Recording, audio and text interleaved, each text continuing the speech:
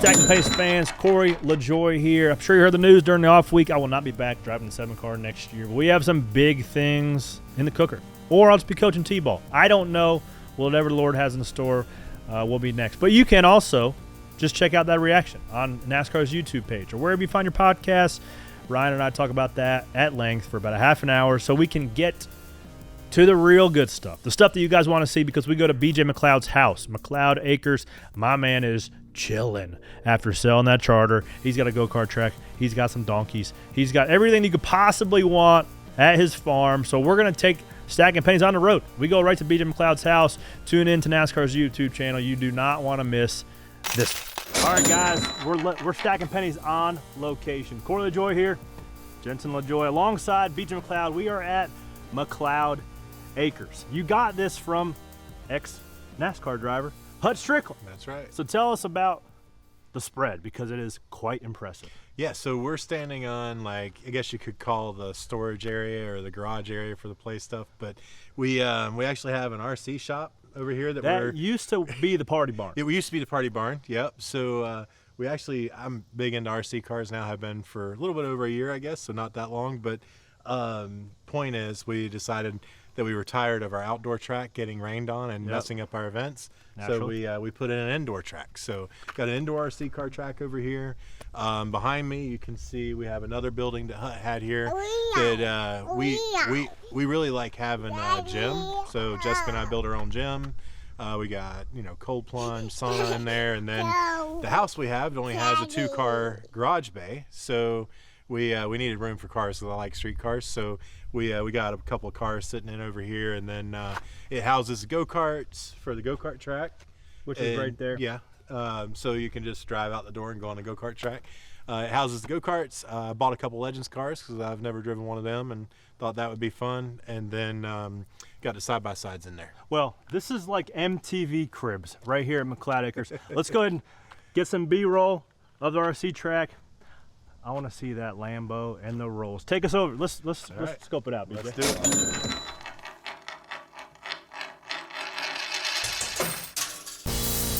Stacking them deep, selling them cheap. It tastes like gasoline, rubber, and victory. We're just out here stacking pennies. Hey everybody, this is Stacking Pennies, Corey LaJoy here. We are at a remote location. We are in about 120-degree barn right now with one of our all-time favorite episodes from last year. You guys have been asking to hear what he's doing since the big announcement several months ago. BJ McLeod. What's up, man? Here we are. Yep.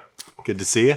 What are we calling this? Because I roll in here, we've got black pillars. You've got a lake. It's like a big kids' playground out here. Do you have a name for it? We don't have a name. Well, for the whole property, it's McLeod Farms, right? But I feel like you can do a little better. So Jessica likes McLeod Acres, and I like that too. Yeah, and we haven't really determined that. So pretty much, she likes that. That's the way it'll go, right? Yeah, that's right. But I'm more in charge of what's on the property to play with. Well, and you're gonna get a tour on YouTube here of McLeod Acres. But you roll in, it's got these two black. Just look at BJ, and then just think in your mind what his front gate would look like. And it's still missing one thing that he said that he's going to add. What are you going to add to the front gate? So we're going to put gargoyles on top of the columns because we have electric gates for the 2 driveways. And I was ready to do it. Jessica, where the f do you find gargoyles at? So actually, this goes into the second part of the story. So it's actually very difficult to get gargoyles for your driveway, right? I could imagine why. And I found them in a Halloween store that sells them once a year, right? So 2 things. I wanted to wait till around Halloween to put them up. So really the neighbors, are like, okay, he did it for Halloween, and then just kind of never take them down. Yeah. But we really can't buy them until around the September area. So there will be some gargoyles sitting up there once they're available. So I drive through the gate, and so I've been here before. In a past life, this used to be old Hut Strickland's place. Yes. And the barn that we're sitting in, it's now an RC car shop. As you see the track, you've got big screen TVs for the scoring pylons. You've got the, what do you call that, a podium for the guys that are tower to be able to watch. Yep. You've got pole barns with all the stuff from BJ McLeod Motorsports, and then you go to the next barn, and I roll in that, and I was like, oh, it's assuming low ceiling pole barn type of deal, and you have not only a Lamborghini, you have a Rolls Royce Cullinan in that thing. Both are pristine. So first off, I'm like, I'm proud as hell of you, BJ, because not so long ago, you had spent your entire life more or less with one goal, and that's to make it and be what you consider successful in the highest premier NASCAR series. And I don't know what your definition of a success is, but making millions and millions of dollars should be pretty successful. So first off, congratulations on that. Thank you. I can. It's very apparent where you're spending your money, but how you doing? You look like you're doing pretty damn good. Doing all right. We'll start with the negative first. Obviously, love my my racing family, and when you go in, 14 years straight full time, and been in NASCAR since 2006, it's difficult to wake up the next year and we're going to run 10 or 12 races tops, right? Mm-hmm. So that's the difficult part. But with making the right decisions to be successful and finish goals and to achieve them, sometimes there's some cons, right? And thankfully, that's the only con we have. And really now when I get to go race, I'm actually able to compete and be in the mix of it. So it's definitely worked. All right, brief pause. I brought the kiddos with me here to McLeod Acres just to scope out everything this place has to offer, because it's like one step, I'm going to say, above Disneyland, because the traffic's not near as bad. Yeah, no traffic. So let's get into where we are right now, and then let's work backwards, because you have been here. You bought Hut's place when? Yeah, September 21. Okay. Yep. And you have put some tender love and care into this place. You're going to see, you saw the go-kart track already with the shifter cart fired up. What other additions are you making to this place? Well, actually, there will be AC added to this particular building, so we don't have the issue we're having right now. We're going to finish this as a full-blown RC car shop, where we have live time and scoring, everything you mentioned. The go-kart track will eventually have walls and lights. That way we can run after dark during the winter. How do we get an invite to the RC track when it opens? All you have to do is text me. All right, deal. That's easy. So, but anyway, we've got 70 acres here, and we do have a 9-acre. We call it a lake because it's cool for us, but it's 9-acre lake or really large pond. No, I don't jump in it. I'm not that. I don't get in the ocean. I stick to pools, right? The animals down there have their place. I'm good where I'm at. So, well, all the jewelry you'd be wearing, you might sink to the bottom. Or in the saltwater, the barracuda would definitely chase me for sure. So, but anyway, we've got a area leveled out for a football field up there to work out, play, and goof off. Got a lot of family on my wife's side, and they enjoy kickball and just baseball, whatever, right? So we can go up there and throw out some plates and play baseball, or pick them up and play kickball. We can do all that. So that, and eventually going to have an actual UTV track. Right now we just free ride. We have trails we've cut and stuff, but going to put in a UTV track also. I love it. Now, I think people love to hear your story because it is one of the true American stories. From Florida, super late mile racing, one of the best to ever race in the state of Florida in a super late mile. And then you just commit to trying to make it at NASCAR. And now you've created a life for yourself. But you don't consider your NASCAR career over. No. How do you foresee the rest of it going? Yeah, I think it's funny. Bob Proctor saw me go into the driver's meeting at Phoenix, and this is the end of last year. And he's like, "So are you done now?" And I was like, "No, I'm just getting started." That's pretty much the way I answered him right then. So I basically Googled, Harry Gant was one of my heroes. And I was like, I wonder how old he was when he won his last race. 52 years old and 7 months, right? Mark Martin, 2009 or 10, 5 wins, 9 poles. Now, Mark Martin's unreal, and so is Harry Gant, right? He was also driving the 5 car. That helps. Yeah, that does help, right? But Mark's one of my heroes too. So I just, I think we've all worked hard to get sponsors, and we've got some great partners that help us. But it takes a lot to be able to try to compete in any of the series in NASCAR, especially Cup, Xfinity, Truck. It's very difficult, right? So I think, I've taken a while on the driving side, and I'm not anywhere near where I want to be. But the whole time we've made sure that we've made ourselves financially stable enough to where our life is settled, and this is just a goal, right? And at the same time, we're still working towards making me a winning NASCAR driver at least once before I stop. So I feel like I'm 40 years old. Well, ideally, I'm a Cup car. Obviously. It's Cup car. I still dream of winning Atlanta, Talladega, or Daytona. Like, it's hands down, not scared to tell nobody. Yeah. I'm 40 years old, and I'm definitely still after it. With my own team, we're going to stick with Cup and keep pushing the Talladegas, Atlantas, Daytonas, anything that I feel like I can hang with and stay on the lead lap. And then if we can, keep building relationships and, work towards some other stuff that I'm working on, I'm not saying that I don't run, once a month or something, pick a mile and a half or a short track. But, realistically, for us to have a chance to win, it's going to be one of the drafting tracks, right? So, definitely still trying to make that happen. So when you sold, along with your partner, sold the charter, you kept all the cars, kept the shop. Everything. It's literally just like not even a piece of paper. It's like an email, right? Email. Yep. It's like, do you forward an email? Does somebody craft an email? So Scott Prime takes care of all of it. He's basically the boss of the charters. The charter guy? Yeah. So you simply put in a submission that Literally you're going to make a transfer. Sentence? Yeah, pretty much. And Live it's an email. fast, Yeah. Sells to Spire Motorsports. Yep. Just like that. And Charter then number 005. Yeah. And then you get a yes or a no, and it all goes down at the end of the year. And then you get wire in your account. And then you start Googling how much it is to buy an airplane. Actually, I did that before. Definitely still dreaming on one of those. I'm staying away from that right now because I got some business stuff that I'm working on that I'm more excited about. Would you put a gargoyle on the front of an airplane? I would definitely put a skull on the side of it. Yes. That would be for sure. What kind of bird is reasonable? So, honestly, what I like is the Citation 3s. They're late 80 model, early 90s. You can find them anywhere under 10,000 hours. You can get one of those planes, and it'll last me 10 years. The way I travel. Where would you fly it? Back and forth to Florida, mainly. Okay. Yeah, and then maybe dinner in New York or something. You never know. For sure. Yeah. Why not? Yeah. Leave late afternoon. Yeah. So I've done 2 private flights for food and stuff, and it was one was to Pigeon Forge because my wife, on our anniversary, she loves what's that place? Farm. I think it's Farm Oak, Five Oaks Kitchen. Okay. And in Pigeon Forge. Yeah. Okay. And she loves it, so I surprised her. She didn't know we were going anywhere. I was like, just get casual dressed, jump in the truck, let's go. And we got to the airport, and she's like, what are we doing?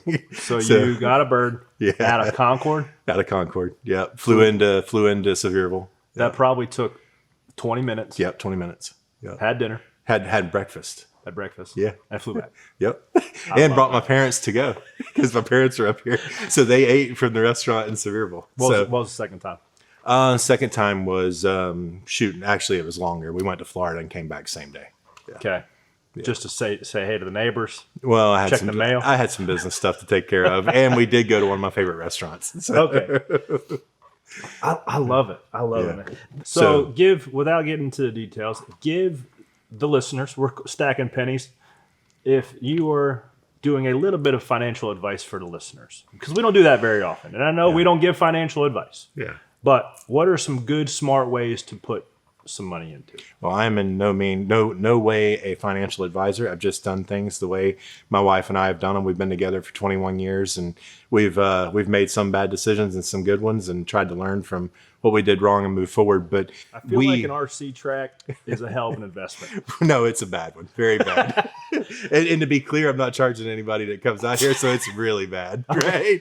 But bottom line, we always believed in real estate, and we did small stuff because we had the majority of our money focused on the race team. We only did a couple of things that were really valuable in real estate, but anybody that asks me, I always say real estate, because you can do really good in the stock market, and it's unreal what you can accomplish. I never had the knowledge or the backing or the people to call and ask to be able to make that happen. So I did know real estate, and with real estate, if you don't buy something you can't afford, you will not lose money, because it will go down, it will come back, and it will go down again, right?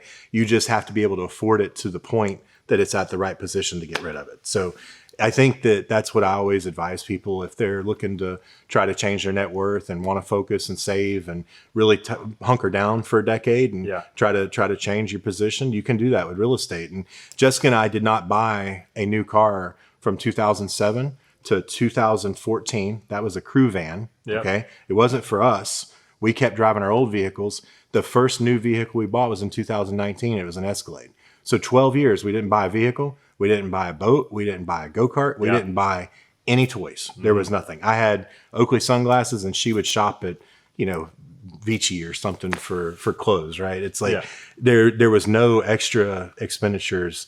All we did was focus our own money. Building equity. Every dollar we had. The Stacking Pennies thing, it's real, right? And we focused like that and set out, and it could have failed. Okay, like there's 100 different ways, thousands maybe an infinite amount of ways. Yes. I feel like there's only one way that it doesn't fail, and right, it's just like a little bit of luck, a little bit of God's blessing, and some hard work. Exactly, and always try to find things that other people are scared of, and then make something happen, right? And that's what we did. A lot of people were leaving with the charters because that's ultimately we had built a 7-figure net worth, close to 8 with doing real estate and the race teams and stuff the way we had ran them. But the charter is what pushed us over the 8 mark, right? And we went into the charters when not everybody. There was a lot of skepticism. There was a lot of people were skeptic of the new car, right? And we were the opposite. We were all in and believed in it 100%. Yeah. And at the same time, we believed in the business model. At the same point where a lot of people were looking at how much the cars were going to cost and different things, and were concerned with the investment it would take, and we decided to jump in and go for it.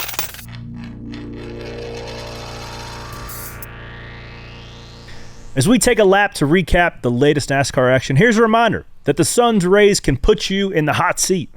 About 5.4 million cases of non-melanoma skin cancers, like basal cell carcinoma or cutaneous squamous cell carcinoma, are diagnosed in the U.S. each year. And approximately 90% of cases are associated with the UV radiation from the sun. If left undetected, these cancers can spread or advance locally and become more challenging to treat. Our sponsor, Regeneron, is helping people get real about skin cancer by raising awareness of the potential impact of advanced non-melanoma skin cancers. Visit letsgetrealaboutskincancer.com to learn more and take a pledge to see a dermatologist for an annual skin check. I'm Ryan Flores. Join Kim Kuhn and myself each and every week right here at Around the Track. Whether you are going to the racetrack or watching from home, we get you ready for all things national and regional level. And we'll tell you who and what to watch for each week. Plus, we get you ready for the weekend at the racetrack, and Erica will help you place your bets to win some easy money. Be sure to check out Around the Track every Wednesday on NASCAR's YouTube channel.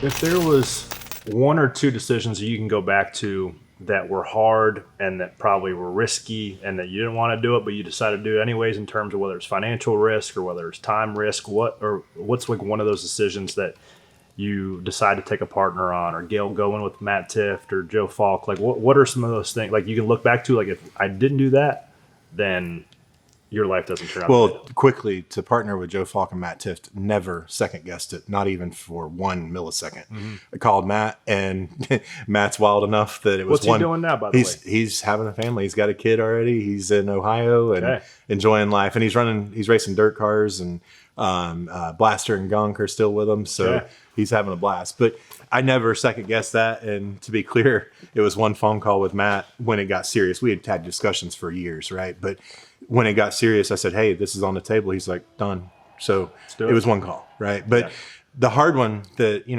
would go more to the question you asked me previously, it was actually the first piece of real estate that we bought that would give us passive income, on a really good level, was our race shop. Because we could have shut down the race team. What was in that shop prior to? So it was actually another race shop before us, and before that it was a CNC shop. So there was a bunch of CNC machines in there. But anyway, because if you don't have the shop, you don't have any race team to be able to go into a shop, right? Or people, a place that's inviting enough for people to want to come work. You have prior to a charter. Yeah, and you have to have the shop to be able to get drivers and sponsors. And this goes back to, we bought the shop in September of 2018. So really, the decision to buy that shop come down to, I had X amount of cash in the bank, and the bank was asking for about a third of that cash down. And I was like, nope. Only business that goes out of business is the one that runs out of cash. You can be horrible. You can have the worst business in the world. As long as you got enough cash to feed it, it keeps going, right? And I'm like, I always wanted, and don't get me wrong, there's days I've had $3,000 to pay, payroll, and it's not enough, right? But get past those days, and we've been smart, and we've got a little bit of cash built up, and then the bank asks for a third of it, a little bit more, and they're like, I'm like, I've never missed a payment. I'm going to pay. Why do I have to put this much down? And, it comes back to the equity and everything. But bottom line, I said no. Jessica said yes. Banker calls me and says, I know I'm your banker, but he's like, trust me, this is going to be a good decision. You need to go for it. And ultimately it come down to Jessica. And Jessica said, she's never scared. Right. And I love it too. I've always respected it. So we put that down payment on that shop and moved in, and we gained $500,000 of equity in 10 months. Love that. Yeah. So it, and it's worth it. It's even higher now. So it worked out, but it was risky and it was scary, because if it went the wrong way and the race team failed at the same time, we would have been in a bad spot. So that's just one of probably 500. Not really, probably Micro 100. decisions. That are really, really hard decisions to make, because at this position we had our bills paid and we were comfortable, but it was to try to make that next step, and that was part of it. Well, so everybody's kind of guiding light, whether it's positive or negative, whatever you fixate on, is what every decision you make is going to try to do in your own best idea to try to get you closer to that point. So what was that to be a driver? Was that to be an owner? No. Was that to make money? Was I have to carve your own say, place in the sport? What was that? I love being a race car driver. Have my entire life. I started racing when I was 2.5. I love owning a race team. It is a lot of fun to help. I've helped a lot of kids over the years, and to get to go to the racetrack and watch your machine run around the track that your guys that you love put together. All awesome. The one thing that I've been passionate about since I was a kid is trying to make myself successful in business. Yeah. And okay. I didn't go to college. I didn't know exactly how it was going to happen. Just high school education. I finished 7th grade in regular school, and then I did homeschooling for 3 or 4 years, and I finished it in like 2 years, honestly, because my mom let me run through it all. And then they weren't going to give me my license, so I had to go back and get a real diploma to get my license because of some situation, right? So you got a GED? I have a real diploma, and I only went to 7th grade in actual regular school. So I re-enrolled in a private school in Highlands County. He's just as dumbfounded as I am. You are a Florida man, BJ. Yes. That is a Florida man story, if I've ever heard. So, literally go to school until you're in 7th grade. Yeah. Then you can own 70 acres with a 9-acre pond and have a damn RC car track in your barn. Are you kidding me? That's why people love to hear from you, just because you're so easy to listen to and your story's so relatable. Let me ask you, why do you want to still kind of dredge around in the Cups? I know you want to win a race. We all want. Everybody wants to win a race. That's why we do it. Why not get a super late model with a big motor and tires that wear out and go to Pensacola? You've done it a lot. Go to all these cool short tracks and just have fun. So for me, when you separate the two, I have zero interest in super late models. Okay. So in my opinion, really looking at super late models now, let's just put it anywhere Bubba Pollard races, because he's the one I like to watch, right? So where he races, Berlin, I feel like if and Nasty's another one, right? Like I always enjoy watching those, and I feel like where they race, those races, in my opinion, minus the engineering in the war rooms, right? It's just as hard to win as it is to win a Cup race. That's my opinion, and I know that it's hard to believe that, but it's those top relative. 5 spots. Now I will say, Cup is way deeper. Okay, like 30th in Cup is very, very difficult. 30th in Super Late models most of the time doesn't exist because they're not there, right? So I think that is extremely hard, and I have won hard Super Late model races to win. I have won the World Series of Asphalt.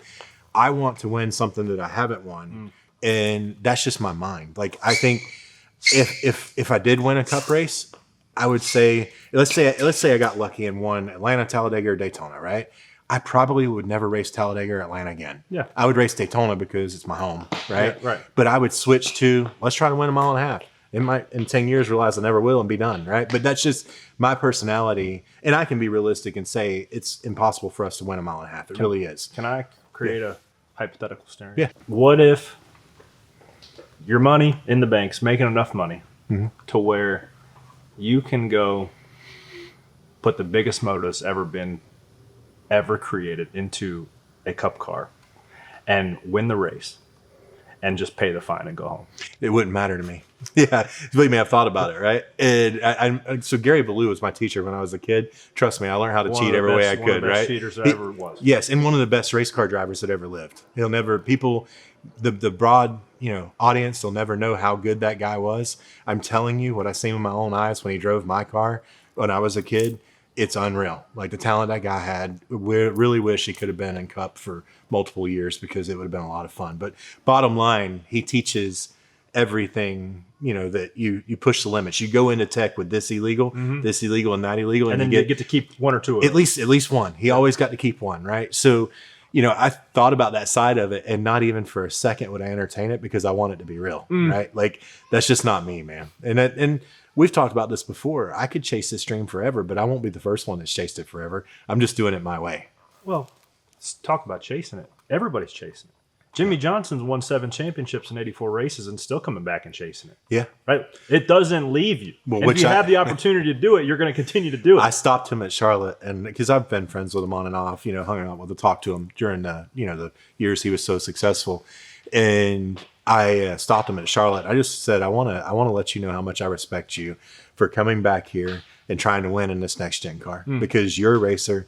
He loves it, and he's got the talent to do it. They just have to.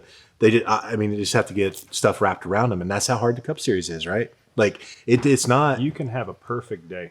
Yes. And run 20th. Yes. Perfect. One, half a second problem on pit road, and you drop 13 spots. And then you're there the rest of the day. Yeah, and you don't get it back. No. Right? So I let him know that I was very, very proud of him, and could, honestly, with everything he's accomplished, it's hard to believe he comes back and fights for it, right? It really is. But it's like he does, and I respect that. I respect it so much because this guy has enough money for 100 lifetimes. Yeah. And he's out there, risking his life to win a cup race. Yeah. Right? Yeah, for sure. So you're a spectator, right? You've been watching your cars, but you've also been driving your cars. Now you're a spectator of the sport, and you've seen. I think a common topic has been aggressiveness on restarts. We're a couple weeks removed from Pocono. You were giving me your thoughts on that. But as a spectator now, watching in-car cameras and watching the broadcast, do you look at it like, holy cow, these guys are nuts? Or like, nope, that's just the evolution that everybody should expect? To me, it feels normal. Yeah. Like, I think when you strap yourself into a NASCAR vehicle, that's what it should be. It should be everything you got every lap at any point from the time the green drops to the checkered. And that's what I love about next-gen racing. You don't save cars. You don't ride Bristol. Yeah. That's the only one, right? It's like that's an odd, like, I don't even know what happened there, but it's like you go back to Bristol last year and Larson's literally saying, I'm running qualifying laps for 500 laps, laps, bro. I could not believe how hard you could drive the cars there. Like, it's insane. So I think that next gen has fed that, added fuel to the fire. And that's why we're seeing the crazy stuff we see. But that's what we want. It's entertainment, man. Like, I'm all about it. And, you're going to be on the right side of it sometimes. You're going to be on the wrong side of it. I just want to be fast enough to be in the middle of it. That's all I want. At least be able to witness it happening in the thick of it. Yeah, there you go.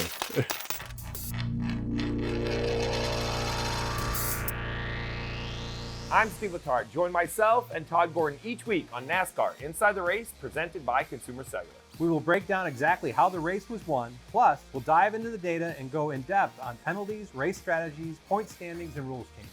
And we have all kinds of fun tools to show off to provide all the minute details. Catch NASCAR Inside the Race each Tuesday on NASCAR's YouTube channel.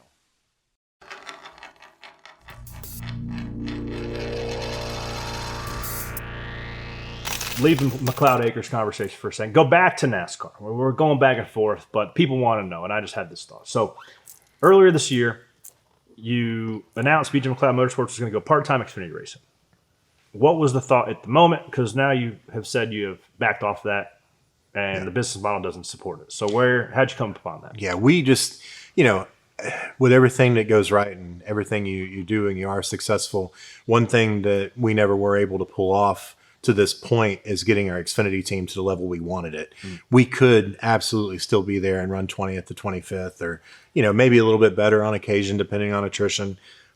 We could do that. And for Jessica and I, it's just not there. We don't want to. We just, if we come back Xfinity racing, we want to be a competitor. And I am What's it take in terms of just investment? What cars do you have to get? What motors do you have to get? Like, what is it to build out a competitive Xfinity program? Yeah, it comes down to being connected to a manufacturer. And for somebody new to get in and get connected, you have to spend enough money to make the chase and legitimately run for the championship on your own.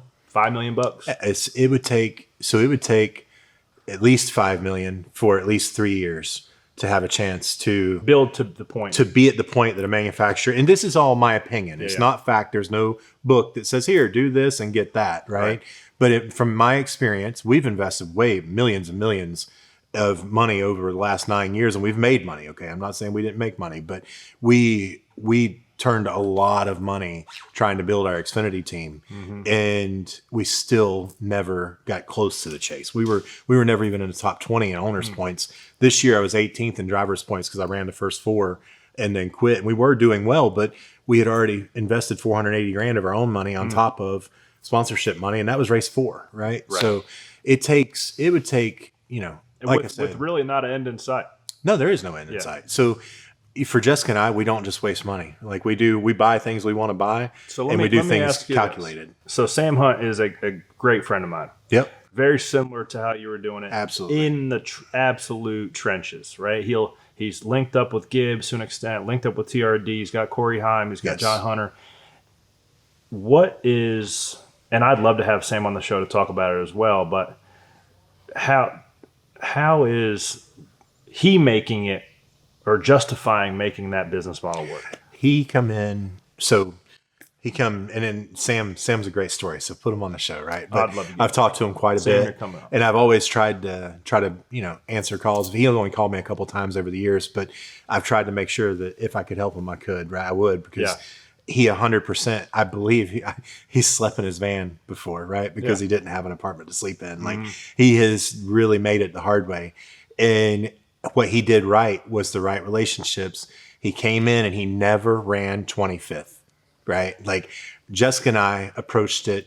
Let's just sit in the back for a little bit, build things, get our infrastructure in place, not put anything, not be under, don't make any mistakes you can't come back from. Right. Sam threw the dice out there bigger than us. Yeah. And he went all in on the first race at Homestead. And I think he ran 16th or 18th or something like that. And Which he got labeled a solid Xfinity program. So at that point, it didn't matter that, let's compare him to our team. Our team had been there 6 years already, let's say. It didn't matter that our team was more established, that we had a big building, that we had more cars, we had more infrastructure. Of it. So simply, when you want to drive an Xfinity car, do you want to drive a BGMM car or do you want to drive a Sam Hunt car? You want to drive a Sam Hunt car. I would, right? Like I'll point blank say that. I have no problem admitting it. So he went in, he rolled the dice, it worked, and he made it, right? And that's something that I have called him and told him I was proud of him for making it happen. Making it is relative.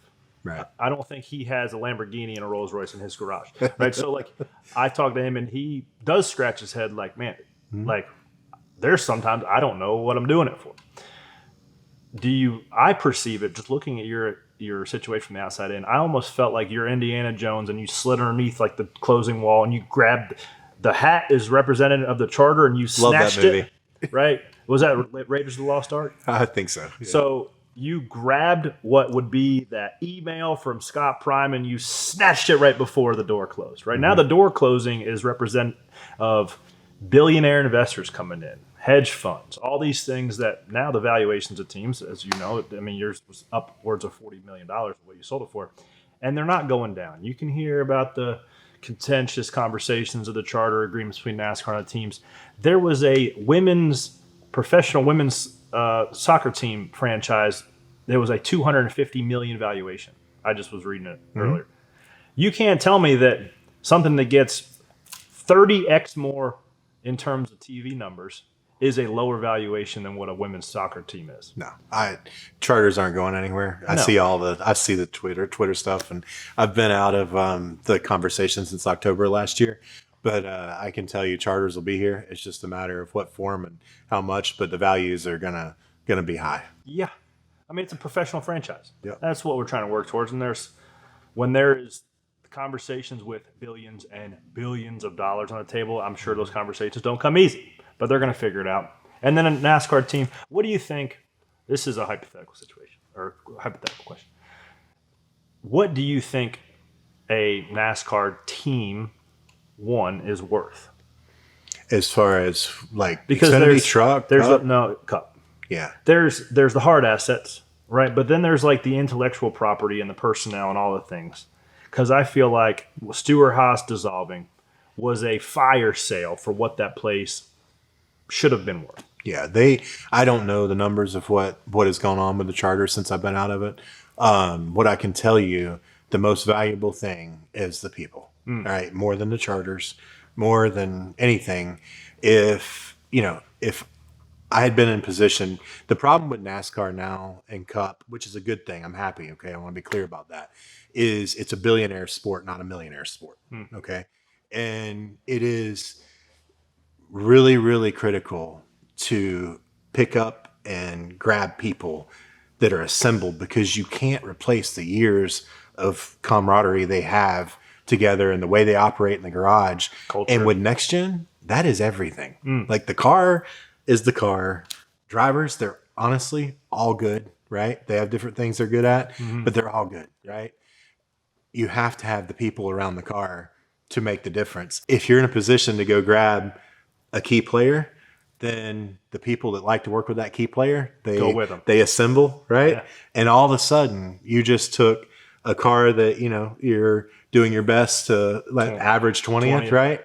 And you're putting it in a winning situation every week because of the people.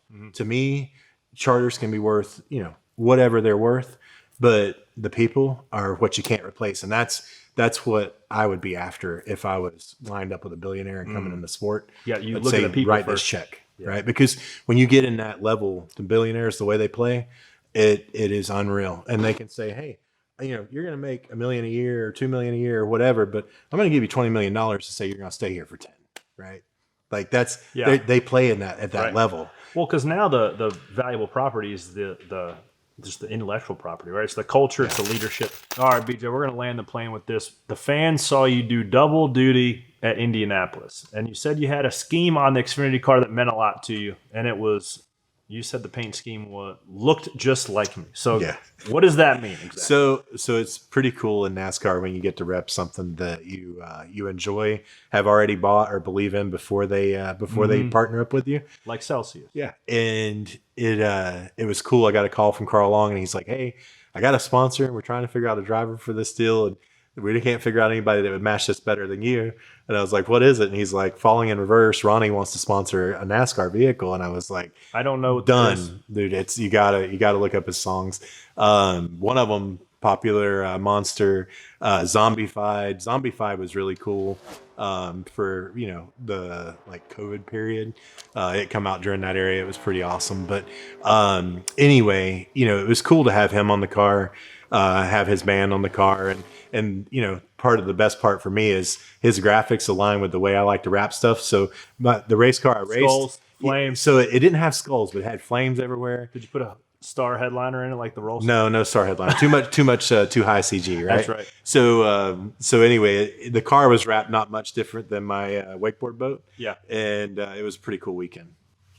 Well, are there certainly Indy, first race back to the Brickyard to the Oval in 3 or 4 years. So I could understand why you wanted to choose that one. Or what are some other races that you're like, I got to do that one? Is it a Bristol night race? Is it a Roval? Like, what are some of your favorite tracks? For me in Xfinity, I don't want to spend money unless I'm going to be in a winning car, right? So if the right deal opened up, I would drive for a winning team to try to win. But it's as far as me spending money, I want to focus on the Cup deal, and getting to do Carl's deal. It didn't cost me anything, right? Yeah. And I got to go be with a cool sponsor, a band I like, and it was it's cool to get to drive Carl's car because it's it's a real go drive it and see what we can do and have fun. And the Cup car, we're trying to help them on the next gen side. It's still got an owned engine in it, so we have absolutely no chance. Long straightaways there. Well, it's bad, man. Like when we get rolling at green in the 600 in practice qualifying, you're okay, but the Delta shows up once you start lifting, and you lose car lengths a lap. Like it's crazy. So I'm still trying to help them with the next gen side. That way they can get some partners and hopefully lease motors and be a little bit more competitive. But as far as me going and spending money on Xfinity, not going to happen unless I'm in a RCR car or something up front. Just from my observation, I've been here for 20 minutes. You got a 2017 Aventador, Lamborghini Aventador. That looks like a SV, man. All right, sorry for the disrespect on that. It's orange and black, nasty. It looks like a brand hammer new Rolls Royce Cullen. It is, yeah. How many? It's got miles 500 on it right now. Yeah. Let me tell you this, guys. I've heard in Rick Ross's songs about the Star headliner. That's real life. I was like, there's like shooting stars in it. Yeah, it's got a shooting star mode. So you can turn them off, but it is pretty cool. When he come out and hit the unlock and that little thing goes out of the hood. Spirit of ecstasy. Cut it in, Sean. Yeah. I was like, this song has got to go. What else? There's what anybody would consider a sweet car, like the staple of their garage, is like a 2012 Corvette. It's an 08 Z06. 08 Z06, nasty. Bought But it. Well, next to a Lamborghini, quickly, it looks like, that's kind of the reason that done. car is sitting there is because I bought it in 2008 when things switched for me. Yeah. And I had trouble paying for it. Okay. Like I didn't lose it, but there was months that I struggled to pay the payment on it. And it's sitting right next to the Lamborghini Aventador SV. Yeah, as a and reminder. will be forever. Yeah. Because it tells you, hey, you can think you're okay. You can think you're doing things right. Things change quick. It doesn't feel like they change quick in the moment, right? That's Yeah. kind of like the stacking pennies. Like if you It's hard to continue realize. to do the small details right, you eventually, and you're like, that's what you use as the analogy of a visual representation of your black Corvette that you couldn't pay for and a probably brand hammer new Lamborghini you pay cash. It's not brand new, but they don't make them now, right? And there's one of 500 on the planet that's sitting in that shop. So that's why I wanted it. Yeah. I didn't care. And yes, Does one don't worry. I don't have to worry about the payments. Does one swipe a credit card for that? Do you pay like do you bring a duffel bag of cash? So I'm fortunate enough now that I have a credit card I could, but I just send a wire.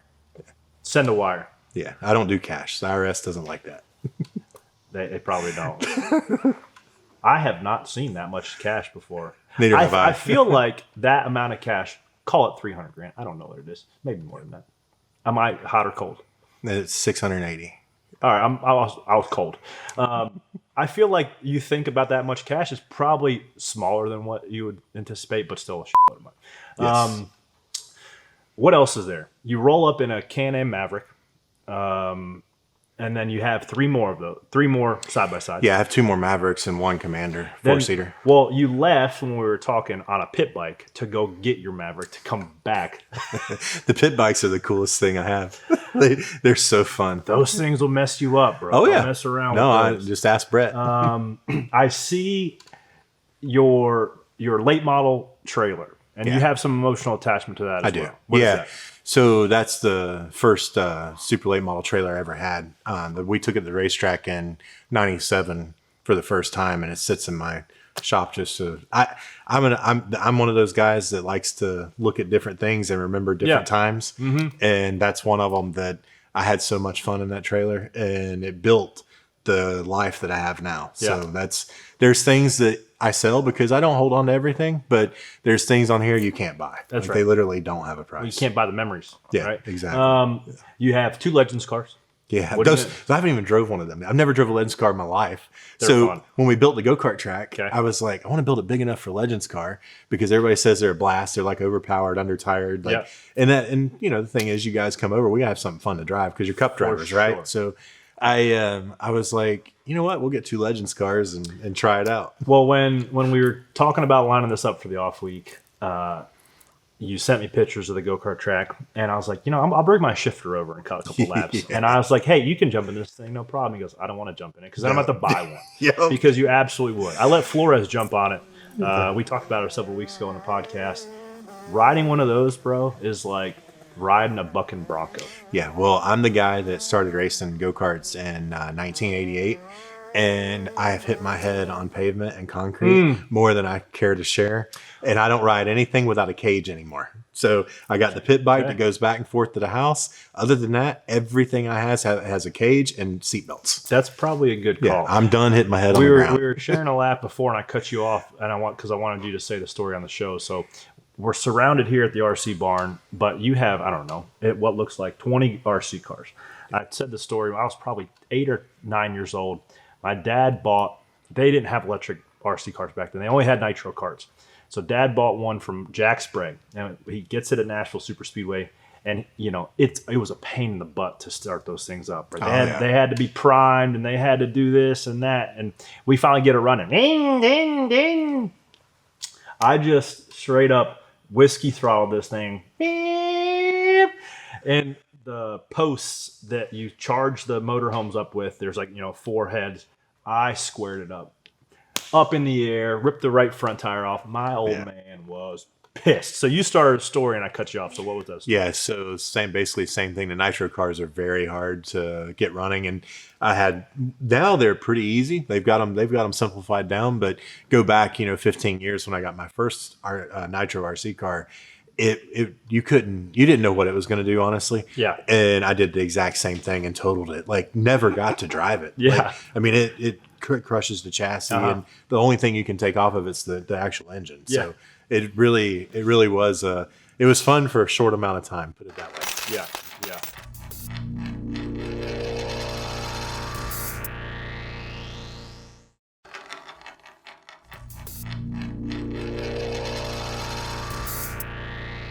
Right outside there's a silo. Yeah. You said this was dairy We farm like the back way in it the looks. day. Yeah. It's badass. Yeah, it's not going anywhere.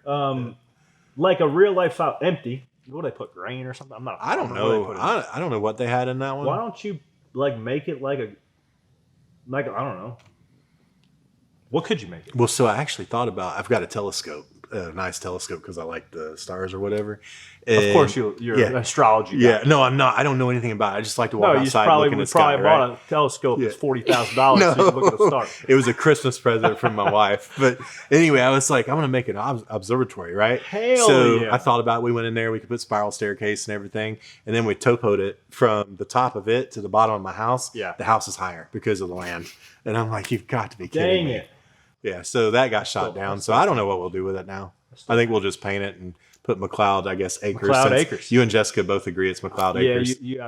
Well, and you can ask the penny stackers their thoughts in the YouTube comments. I think McLeod Acres is good. Yeah, we can see what they say. Yeah.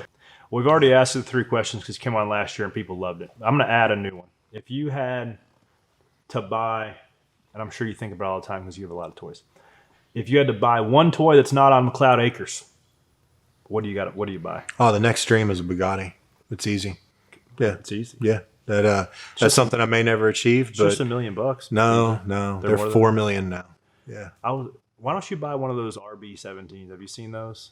So I saw it, and it's awesome. If I was going to buy anything other than It's Bugatti, only $7 million, BJ. No, and to be clear, it's a goal that I'm setting that I could say I'll probably never reach. But you know what? I've done that before and been fortunate. Look at you now. Yeah, so you got to have dreams, man. And It's like, that's not my dreams to win a NASCAR race. Want to make that perfectly clear. I don't care about the cars. I'd sell all of them in a heartbeat if I could get me one NASCAR, Cup Series win. Green, white, checkered. Yeah, but lining up pole shot. Oh, absolutely, man. Yeah, it would be unreal. So that is the passion. That is the goal. But besides, when you ask me a toy, if you ask me for a toy, it's definitely a Bugatti. Yeah. I can appreciate your love for just street cars. Yeah. Is that just because when you roll up into a Lamborghini, everybody's like, holy it's funny that I've always wanted people to, the cars that have, anytime I fix, every vehicle I've ever had, I fix up, right? I've wanted people to like it. I did notice the BJ McLeod logo on the hubcaps of Lamborghini. Yeah, I thought it was funny. So anyway, I've always, I hope people like the way I build them, but I do it for me. Like, I don't care if where I drive that Lambo mostly is Hooters and Concord. That's where we go. Like, I've never taken it to a valet restaurant. The rolls I did take to Steak 48. Right? So does the Lambo have some Daytona Beach wing sauce on the center console or what? Like, no, I wash won't. your hands with some towel. No, so all my vehicles never allowed to have to go. Jessica's not allowed to wear perfume. The 08 Z06 smells. The 08 Z06 smells brand new inside because there's never perfume in them. There's never to go food. They never sit with the windows down, and they never get conditioning inside. Nothing with scent. They're always just leather. What about a little trees from the? You put a little tree in it. No, never. If you want to see me break stuff, let somebody put air freshener in one of my cars. I will literally pick up and throw anything I can get a hold of. Yeah, I could imagine. Let me hang a little tree from your Rolls Royce. I wouldn't with you because I like it. Yeah, you would. But I would be really upset. Let's put it that way. I did. I sat in there. It does smell very nice. Yes. What kind of leather is that in there? I don't have a clue. I like soft. It. Yeah. I don't feel. I only got a reserved amount of brain space. I save it for kind of make money. Yes.